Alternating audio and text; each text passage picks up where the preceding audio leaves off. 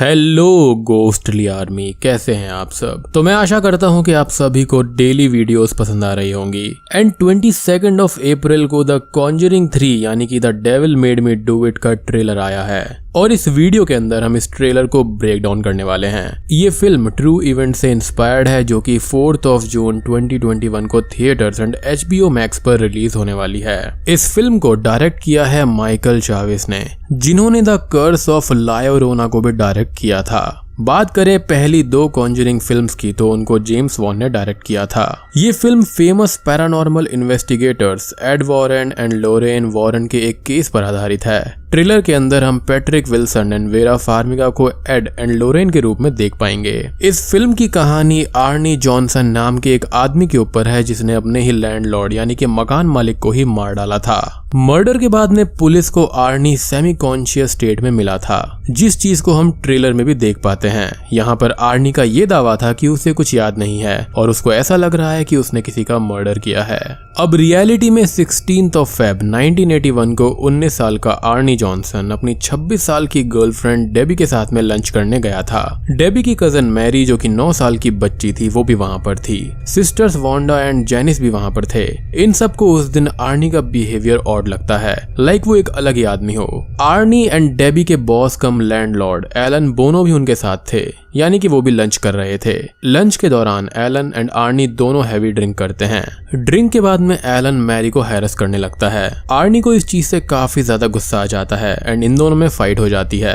Finally Arnie Elon पर अपने pocket knife से हमला करता है जो कि 5 इंच लंबा था। एलन की डेथ लेटर ऑन हॉस्पिटल में हो जाती है और आर्नी वहां से भाग जाता है। और पुलिस के हाथ लगने पर आर्नी ये कहता है कि मैंने कोई भी खून नहीं किया है और डेविल ने मुझसे ऐसा करवाया है। एंड आप में से बहुत लोग नहीं जानते होंगे कि कॉन्जरिंग 3 का नाम पहले कुछ और था। उसका टाइटल था कॉन्जरिंग 3 द डेविल्स आर, जो कि चेंज करके the devil made me do it कर दिया गया है। ये मर्डर ब्रुकफील्ड कनेक्टिकट के 193 साल की हिस्ट्री में पहला केस था। वहां पर पुलिस स्टेशन शुरू हुए 30 साल ही हुए थे, बट इससे पहले मर्डर की खबर कभी भी नहीं आई थी। इसलिए शहर के लोगों के अंदर इस केस को लेकर काफी दहशत थी। हम टीवी मीडिया को भी इसे कवर करते हुए देख पाते हैं। अब फिल्म के अंदर एलन बोनो का नाम चेंज करके ब्रूनो सोल्स कर दिया गया है। खैर, ट्रेलर के अंदर आर्नी जॉनसन पर मर्डर का केस चलाया जाता है, जहां पर वो खुद को निर्दोष कहता है। डेविल से पजेस होने की बात भी करता है। एक सीन के अंदर हम एड वॉरेन को टेस्टिफाई करते हुए भी देखते हैं। यहाँ पर उसको एक एक्सपर्ट डीमोनोलॉजिस्ट विटनेस के तौर पर बुलाया गया था।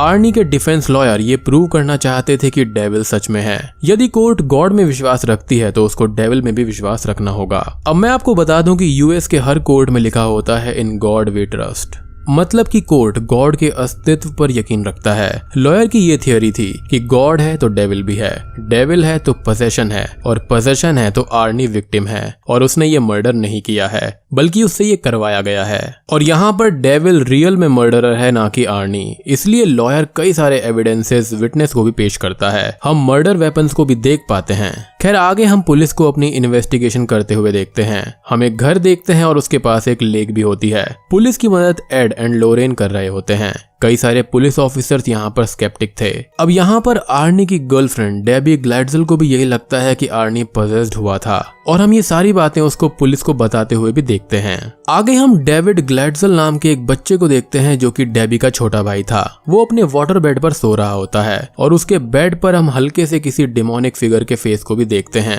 लेटर ऑन वो इसी डीमन से पजेस भी हो गया था। डेविड के फैमिली ने एड एंड लोरेन को स्टडी करने के लिए बुलाया था। अब यहाँ पर हम एड एंड लोरेन को डेबी के घर को, बेसमेंट को चेक करते हुए देख पाते हैं। लोरेन का यहाँ पर यह कहना था कि डेबी की पूरी फैमिली कर्स्ड है। वहां पर एक विच का टोटम भी मिलता है जिसे वो डेबी को दे देती है और उसको ऐसा लगता है कि यहाँ पर कोई विच है और ये उसी का कर्स है। असल में एड एंड लोरेन ने ही डेविड पर एग्जॉर्सिज्म करने का आइडिया दिया था। लोकल चर्च ने एग्जॉर्सिज्म किया भी था। कई सारे प्रीस्ट को बुलाया भी गया था एंड यहाँ पर आर्नी डेबी का बॉयफ्रेंड था। अब एक थ्योरी के मुताबिक आर्नी ने ही डेविड के अंदर के डीमन को उकसाया था।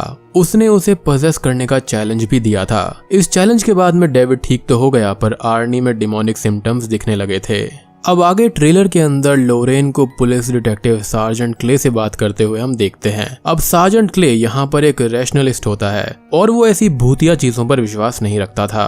लोरेन उसको ये कहती है कि उसको ऐसे विजन्स आते हैं जो कि आम लोग नहीं देख पाते। डेबी के घर के आसपास स्पिरिट वर्ल्ड से कनेक्शन ज्यादा था और हम लोरेन को स्पिरिट वर्ल्ड से कनेक्ट होते हुए पहली मूवी से ही देखते आ रहे हैं, जहाँ पर वो उन विजन्स में खो जाया करती थी। वो किसी भी जगह को टच कर एक शॉर्ट बस्ट ऑफ टाइम को देख पाती थी कि वहां पर हुआ क्या था। अब ये डेबी के घर के आसपास वहां पर सारी चीजों को जानने के लिए आती है एंड मे बी यहाँ पर लोरेन वो देखने की कोशिश कर रही है जिस कारण से आर्नी ने अपने लैंडलॉर्ड को एक चाकू की मदद से मार दिया था। मे बी पास्ट में कुछ ऐसा हादसा हुआ होगा जहाँ पर एक पॉकेट नाइफ का इस्तेमाल हुआ होगा। लोरेन अब यहाँ पर स्पिरिट वर्ल्ड से कनेक्ट हो जाती है। यहाँ पर हम डे लाइट को नाइट में कन्वर्ट होते हुए देख पाते हैं, इम्प्लाइंग कि लोरेन अब स्पिरिट वर्ल्ड में है। वहाँ हमको पेड़ों के पीछे किसी लड़की के हाथ दिखाई देते हैं। लेटर ऑन वो लड़की भागने लगती है और यहाँ पर मुझे ऐसा लगता है कि ये लड़की डेबी हो सकती है। डेबी किसी डीमन से डरकर भाग रही होगी। आगे हम डेबी को डीमन से पजेस होते हुए भी देख पाते हैं और इसी के बीच में एक सीन भी है जहाँ पर एक डीमन को हम उल्टे पैरों से चलते हुए देखते हैं। ये प्लेस शायद से जेल हो सकती है जहाँ पर आर्नी को लॉक किया होगा, बिकॉज डिमोनिक पोजेशन इतनी आसानी से जाता नहीं है। अब आगे की सीन में हम फादर गॉर्डन को डेबी के घर पर आते हुए देखते हैं। लोकल चर्च ने डेविड पर एक्सॉर्सिज्म करने के लिए कई सारे प्रीस्ट को बुलाया था। उनमें से रोम से आई प्रीस्ट फ्रांसिस ई वर्गुलैग भी शामिल थे। फिल्म के अंदर उनका नाम बदलकर फादर गॉर्डन रख दिया गया है। आगे हम फादर गॉर्डन को लोरेन और एड को वार्न करते हुए देखते हैं कि डेविल के पुजारी को हल्के में लेना नहीं चाहिए और हम सब जानते हैं कि विचेस डेविल की पूजा करती हैं। फिल्म के अंदर यूजीन बॉन्ड्यूरॉन्ट को हम ऑक्यूलिस्ट का रोल करते हुए देख रहे हैं। शायद ये वही विच है जिसने डेबी की फैमिली को कर्स किया था और शायद से यही डिमोनिक पोजेशन करवा रही होगी। अब एक सीन में हम इस अकलिस्ट को आर्नी के घर पर भी देखते हैं। वुड्स में लोरेन अब भागने लगती है, एज इन वो स्पिरिट वर्ल्ड में डेबी का पीछा कर रही थी। वो एक पुलिस पर जाकर रुकती है और किसी को चाकू से मारने लगती है, जिसे एड नॉर्मल वर्ल्ड में भी देखता है और ऐसा हमने कॉन्जरिंग 2 फिल्म में भी देखा था। अगले सीन में हम लोरेन को किसी से गले लगते हुए देखते हैं और वो रो रही थी। शायद से एक कोर्ट हाउस होगा जहाँ पर आर्नी को 20 साल की सजा सुनाई गई थी। अब यहाँ पर एक सीन दिखाया जाता है जहाँ पर लोरेन फिर से वुड्स में भागते हुए दिखाई देती है। डेविड भी हमेशा की तरह किसी डीमन से डरकर बैठा है और उस पर ऊपर से कोई डीमन हमला करने आता है। हम लोरेन को ये भी कहते हुए सुनते हैं कि वो फिर से सैटेनिक शक्तियों को हासिल कर रही है। मतलब इस विच को लोरेन जानती है और उसकी हिस्ट्री को भी जानती है।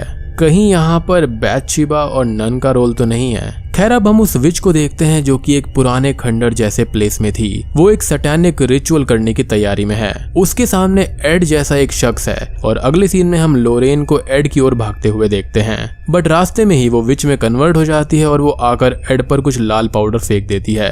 अब यहाँ पर ऐसा लगता है कि विच और लोरेन दोनों ही स्पिरिट वर्ल्ड में हैं। स्पिरिट वर्ल्ड में ही विच लोरेन को हॉन्ट कर रही है। आगे हम एड को उन सभी रिचुअल्स को तोड़ते हुए भी देखते हैं। वो लोरेन को स्पिरिट वर्ल्ड से बाहर लाने के लिए चिल्लाता भी है। हम डेविड के एक सीन को देखते हैं जहां पर एड एंड लोरेन उससे सवाल पूछ रहे होते हैं और वहां पर आर्नी भी था। इस टाइम डेविड को हम वायलेंटली पोजेस होते हुए देखते हैं। वो आर्नी को उठाकर फेंक देता है और शायद से यहीं पर आर्नी ने डीमन को चैलेंज किया होगा, लाइक बच्चे को छोड़ दो और हिम्मत है तो मुझे पोजेस करके दिखाओ, लोल। और लेटर ऑन आर्नी पोजेस हो ही गया था। अब आर्नी को जेल रूफ के अंदर दिखाया जाता है और उसके गले में चेन थी। वो सुसाइड करने जा रहा था। आगे फादर गॉर्डन एड एंड लोरेन को वार्न करते हैं कि आर्नी को बचाने के लिए बहुत बड़ी कीमत देनी होगी। लोरेन को हम स्पिरिट वर्ल्ड में एक इल्यूजन में फंसे हुए भी देख पाते हैं। शायद विच ने ही उसे वहां पर फंसा दिया होगा ताकि वो उसको हरा ना पाए। अब सुसाइडल आर्नी को मेंटल असाइलम में शिफ्ट किया जाता है जहां पर उसका एक्सॉर्सिज्म चल रहा होता है। हम एड एंड लोरेन को भी हॉस्पिटल में देखते हैं, बट आर्नी के अंदर का डीमन काफी ज्यादा पावरफुल था, एज वो प्रीस्ट पर ही हमला करता है। वो हवा में उड़ने लगता है और इसके विजुअल इफेक्ट्स काफी बढ़िया हैं। लेटर ऑन हम लोरेन को वुड्स में भागते हुए देखते हैं जो कि एक क्लिफ पे आकर रुक जाती है, जो कि मेरे ख्याल से उसी फॉरेस्ट का सीन होगा जहां पर उसको सारे विजन्स आए थे। यहाँ पर एड भी उसका पीछा करता है जहां पर एक डिमोनिक हाथ लोरेन को नीचे खींचने लगता है और बूम, ये ट्रेलर ब्रेकडाउन यहीं पर खत्म हो जाता है।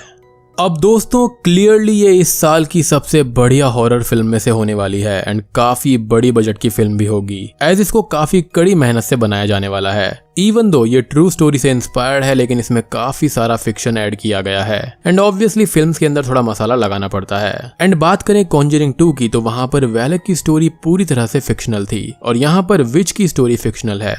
रियल में आर्नी एंड डेविड को डीमंस ने पजेस किया था, ना कि किसी विच ने, और यहाँ पर विच कर्स का एक अलग ही एंगल दिखाया गया है। मेन थियोरी यहाँ पर यह है कि वेलक या फिर डिमोनिक एंटिटीज इस बार एड एंड लोरेन को रोकने के लिए विच की मदद ले रही हैं। अब मेरे ख्याल से यहाँ पर एक विच ने इस फैमिली को कर्स किया है एंड यहाँ पर जो डिमोनिक एंटिटीज हैं वो शायद से एड एंड लोरेन के पास्ट में से हो सकती हैं। एंड यहाँ पर बात करें कुछ सोर्सेस के बारे में, तो वहां पर नन भी इस फिल्म में होगी और ये फिल्म पूरे कॉन्जरिंग फ्रेंचाइज को कनेक्ट कर देगी। आई मीन मूवी रिलीज होने से पहले काफी सारी अफवाहें उड़ती हैं, तो शायद से ये उनमें से हो सकती है, लेकिन अगर ये ऐसा करते हैं तो बहुत ही बढ़िया फिल्म ये बन सकती है। क्योंकि अगर ये सिंपल एक अलग केस होगा तो मतलब उतना मजा नहीं आएगा। लाइक पहले भी हम फिल्मों में ये सब कुछ देख चुके हैं, तो यहाँ पर अगर कुछ नया होता है तो मेरे को काफी ज्यादा मजा आएगा। खैर, अब सभी हॉरर फैंस की तरह मुझे भी इस फिल्म का पिछली साल से बेसब्री से इंतजार है। यदि C-19 ना हुआ होता तो ये अब तक रिलीज हो चुकी होती। डेविड एंड आर्नी के केस पर ही बेस्ड एक हॉरर फिल्म साल 1983 में आई थी, डीमन मर्डर केस। अगर आप चाहते हैं कि मैं उसको एक्सप्लेन करूं तो बता देना, नहीं तो हम डायरेक्टली कॉन्जरिंग 3 भी एक्सप्लेन कर देंगे।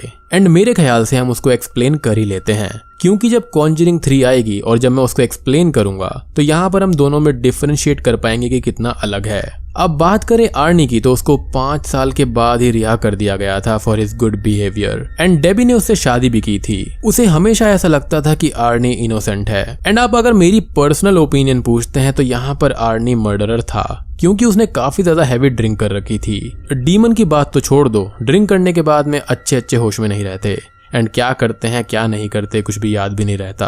और आर्नी तो मात्र 19 साल का लड़का था, शायद से जवानी में बहक गया होगा। एंड अगर कुछ बुक्स के मुताबिक हम बात करें तो ये पूरा लीगल केस एक होक्स है। एड एंड लोरेन ने पैसे बनाने के लिए सब किया था। उनकी ये कैलकुलेशन थी कि इस केस की पब्लिसिटी से मिलियंस ऑफ डॉलर्स आएंगे, जो कि हुआ भी। तो दोस्तों, वीडियो अच्छी लगी हो तो लाइक कर देना और आप सबकी क्या ओपिनियन है मुझे कमेंट सेक्शन में जरूर बताना। एंड आज सब लोग कमेंट कर जाएंगे क्योंकि कॉन्जरिंग 3 की कसम है आप सबको। और चैनल पर नए हैं तो सब्सक्राइब कर दीजिए। तो मैं आप सबको मिलता हूँ अगली वीडियो के साथ में, तब तक के लिए